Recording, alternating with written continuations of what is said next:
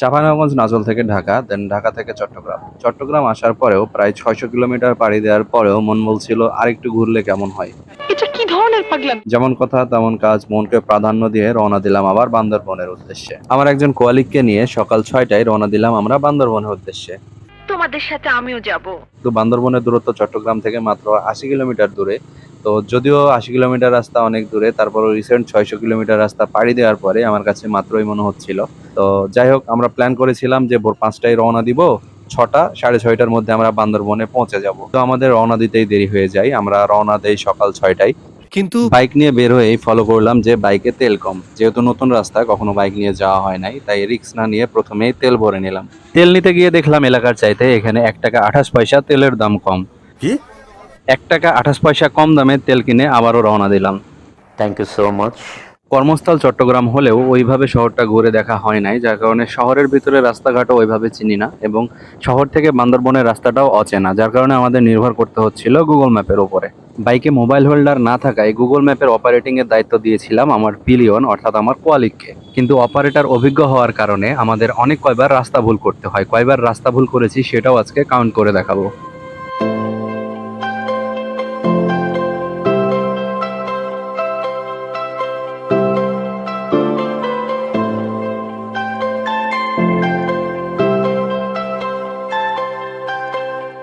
ভালোই যাচ্ছিলাম, হঠাৎ করে রাস্তা ভুল। ফাইনালি শহরের ঝামেলা কাটিয়ে আমরা কর্ণফুলী ব্রিজে উঠতে যাচ্ছি, অর্থাৎ শহর থেকে বেরিয়ে যাচ্ছি। কর্ণফুলী ব্রিজের কথা না বললেই নয়, ব্রিজটা ছিল অত্যন্ত সুন্দর, বাইক নিয়ে পার হতে অনেক ভালোই লাগছিল।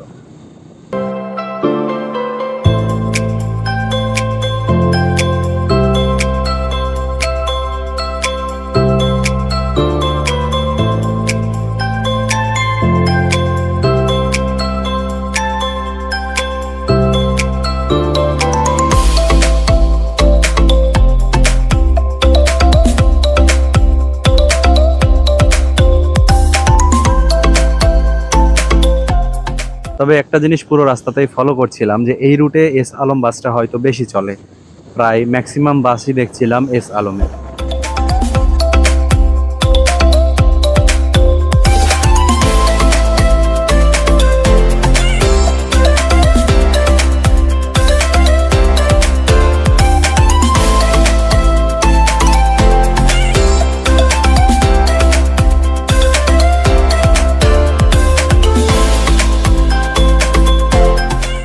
আবারও রাস্তা ভুল। এটাই একমাত্র কক্সবাজার এবং চট্টগ্রামের মেন রাস্তা, তারপরেও আমাদের নাচল গোদাগাড়ি যে রাস্তা তার চাইতেও ছোট এবং সরু। কি সাক্ষ্য প্রমাণ আছে তোমার কাছে? রাস্তা থেকে নিচে নামলে রোড থেকে মাটির নিচু প্রায় ১ ফিট ৬ ইঞ্চি এইরকম।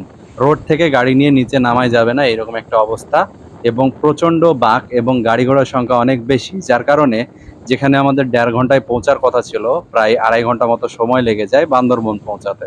ও শিট! তবে অল্প কিছু কিছু জায়গায় রাস্তার প্রশস্ততা অনেক বেশি ছিল, মানে যেসব জায়গায় নতুন ব্রিজের কাজ বা রাস্তার কাজ করা হয়েছে সেসব জায়গায় রাস্তার প্রস্থটা অনেক বেশি ছিল। রাস্তায় যেতে যেতেই আমাদের নজরে পড়লো চট্টগ্রাম থেকে কক্সবাজারের যে নতুন রেল লাইনটা হচ্ছে সেটার কাজ চলছে।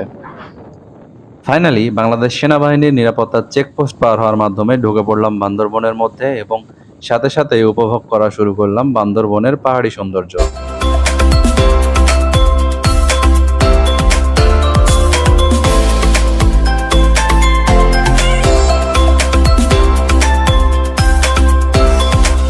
এটাই হচ্ছে বান্দরবন শহরের মেন রাস্তা। এই রাস্তা দিয়ে বান্দরবন যেতে হলে প্রথমে উঠতে হবে পাহাড়ে, অনেকটা উপরে উঠা লাগে, দেন তারপরে প্রায় ৫-৬ কিলোমিটার রাস্তা পুরোটাই নেমে বান্দরবন শহরের মধ্যে যেতে হবে।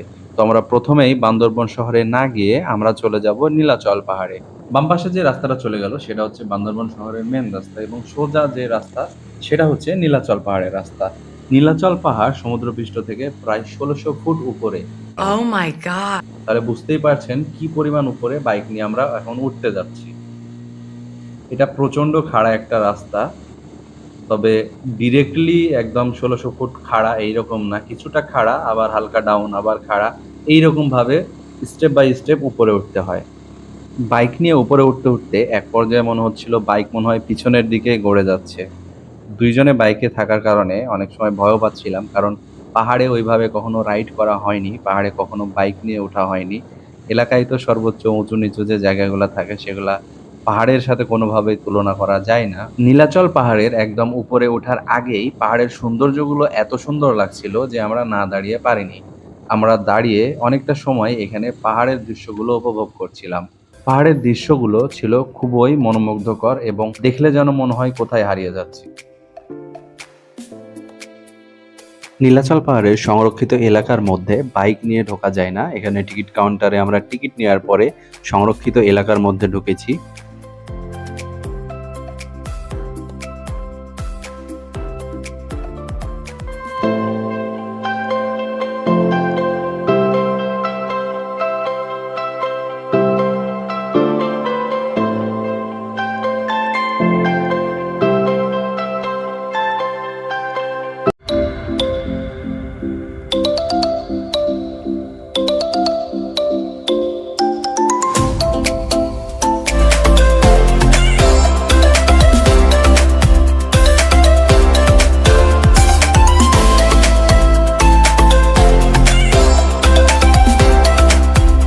নীলাচল পাহাড় মোটামুটি দেখা শেষ। আমরা এখন নীলাচল পাহাড় থেকে নেমে যাব। তো নামার আগে গুগল ম্যাপে দেখলাম যে এইখানে কাছে একটা ঝর্ণা দেখাচ্ছে, তো ভাবলাম ঝর্ণাটা দেখে আসি। যদিও খরা মৌসুম, রমজান মাসের পর থেকে এখন পর্যন্ত এইদিকে কোনো বৃষ্টি হয় নাই, এখনো তাপমাত্রা অনেক বেশি। তো ভাবলাম তারপরেও ঝর্ণাটা দেখে আসি। প্রাকৃতিক ঝর্ণা কখনো বাস্তবে ওইভাবে দেখা হয় নাই, তো যাই একটু দেখে আসি। তো আমরা যে 1600 ফিট উপরে আছি, মানে একটা পাহাড়ের উপরে আছি, সেটা খেয়াল ছিল না। যেটা মেন রাস্তা সেটা তো একরকম আছে, সেটা দিয়ে সবাই যাতায়াত করে। তো এখান থেকে একটা রাস্তা দেখালো, সেই রাস্তাটা আবার হিয়ারিং রাস্তা। তো আমরা কোনো কিছু চিন্তা না করে সেই হিয়ারিং রাস্তায় যাওয়া শুরু করলাম, এবং রাস্তাটা ছিল প্রচন্ড ডেঞ্জারাস। মানে রাস্তা দিয়ে নামছি তো নামছি একদম খাড়া, গাড়ি কন্ট্রোল করাও কষ্ট হয়ে যাচ্ছিল।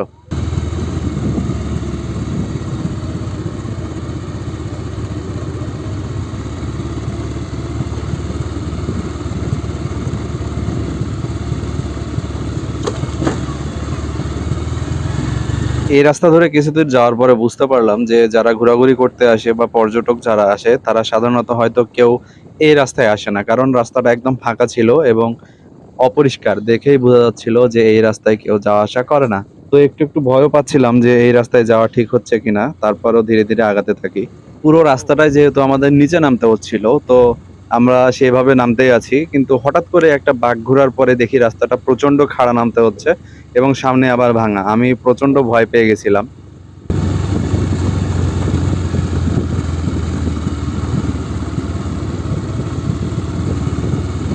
আল্লাহ! এবং যেটা ভয় হয়েছিল সেটাই ঘটে গেছিল। ভাঙাটার উপরে যাওয়ার সাথে সাথে গাড়িটা প্রচন্ডভাবে স্লিপ করে, আমি খুব কষ্টে কন্ট্রোল করে ফেলি এবং তারপরে চালিয়ে নামানোর মতো আর সাহস ছিল না। নেমে যান, নেমে যান, নেমে যান। এখানে তো আমি পড়ে যাচ্ছিলাম। আর অল্প রাস্তায় আছে।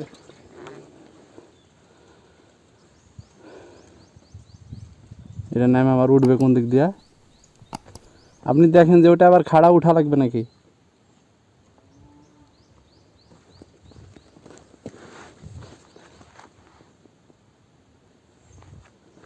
দুজনে টাইনে ধরে নামাই পারবো? আসেন, মোবাইল টোবাইল পকেটে ঢোকান। আরে পলিথিন রে পানি খেলা ওই গেছে, দুজনে একজনও টের হয়নি।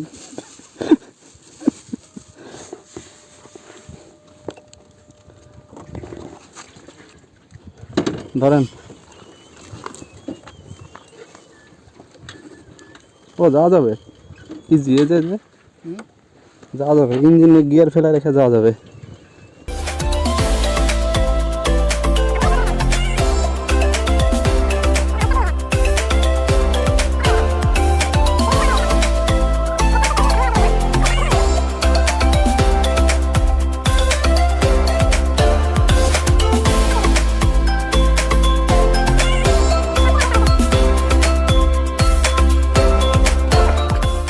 এখানে গাড়ি উঠে কেমনে? এত ডেঞ্জারাস জায়গা, এর গাড়ি উঠে কেমনে? মাথায় নষ্ট। এখন মোড় হ্যাঁ, আবার ওখানে আবার ঘোরা লাগবো। তারপর ওই জায়গায় আর ঘোরা লাগবে, কিছু দেখাও যায় না। গাড়ি ব্রেক ফেল করলে তো একদম খাদে ছাড়া উপায় নাই। ব্যাংক থেকে কেটে নিয়ে আসবো। হ্যাঁ, না আমার তো ব্যাংক থেকে কেটে নিয়ে আসবো। এত কষ্ট করে আসলাম, তারপরে নাকি আবার রাস্তা ভুল।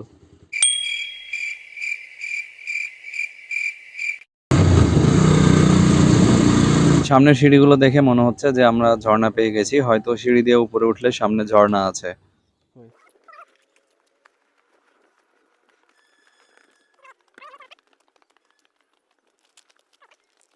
আরে আবার রাস্তা ভুল।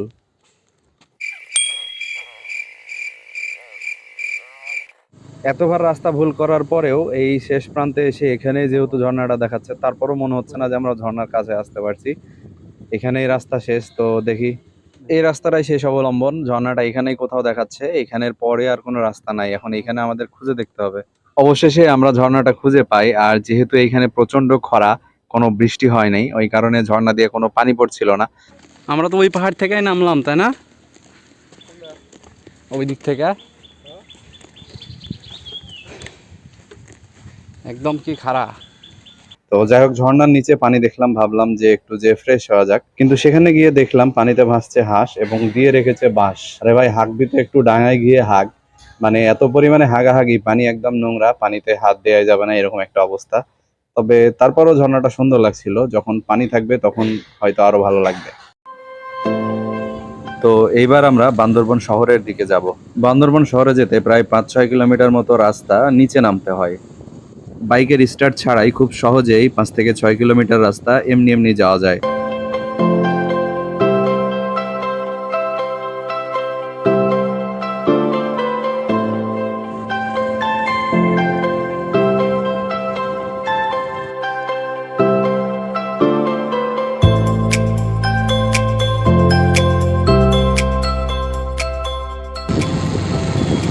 আরে স্টার্ট ছাড়াই তো বান্দরবন চলে আসলাম। 5 কিলোমিটার রাস্তা এমনি আসা যায়।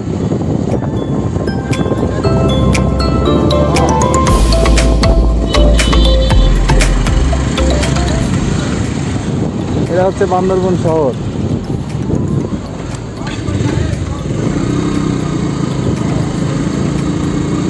এগুলো থেকে ডাইরেক্ট হচ্ছে গাড়ি পাওয়া যায় আমাদের দিকে।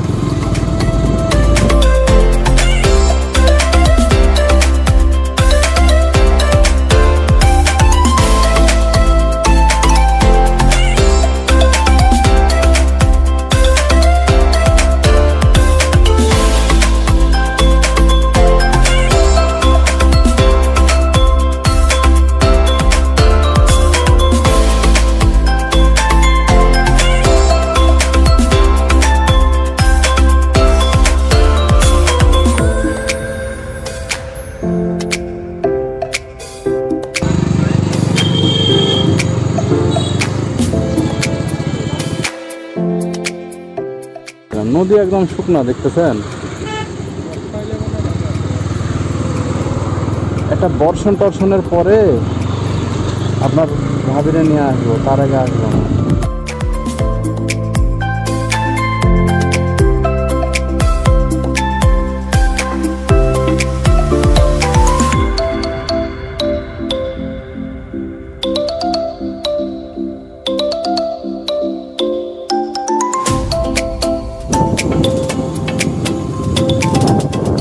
বান্দরবনের শহরে যত ময়লা,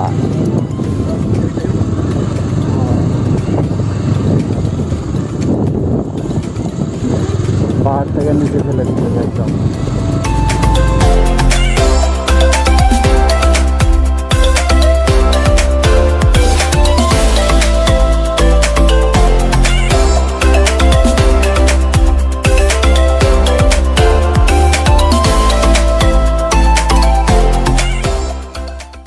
আবারও রাস্তা ভুল।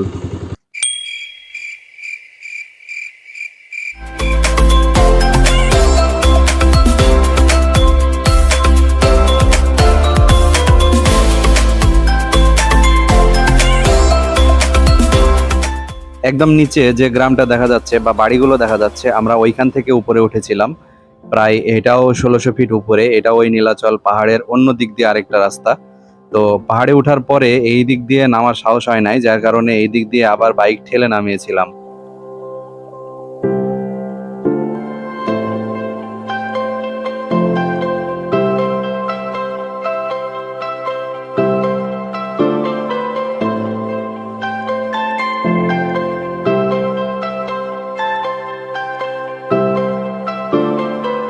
তো সারাদিন বান্দরবনে ঘোরাঘুরি করেছিলাম, কিন্তু ফোনে চার্জ না থাকার কারণে আরো অনেক ভিডিও করা হয় নাই, এবং সবগুলো ভিডিও আবার একসাথে উপস্থাপন করাও সম্ভব নয়।